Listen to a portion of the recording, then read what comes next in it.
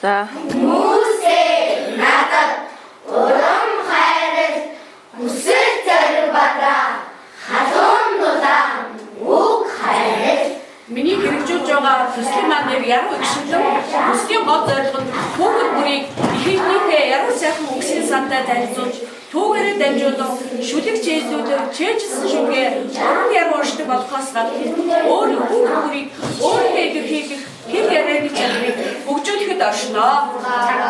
Баярлаж байгаа хүмүүн аавын хүү ир хүн болшээ гэж шам хайр.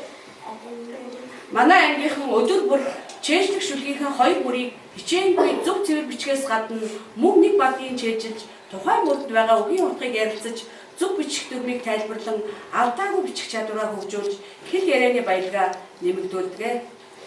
Хүүхдийн чэйжиндээ ирж буцын учир хүмүүний автан заяа энд байхын учир Төслийн үр дүн хүүхдүүдийн чэйжлэх ойлголтоо төгжин бусад хичээнийг амархан тогтоодог болж шүлэг дуурай зохиог авьяасны хөгжихийн зэрэгцээгээр шүлгийнхээ утгыг ойлгож бүх бүрийг зөв зэвэрхэн сайхан бичдэг болсон.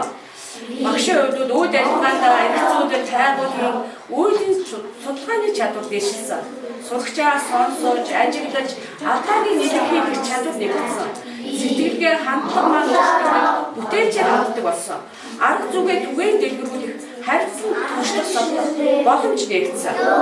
Эцэг эхийнхэн хувьд харилцаа хандлага нэмэгдэж мөн шүлэг чэйжлүүлснээр хүүхэд маань уран яруу унших чадвар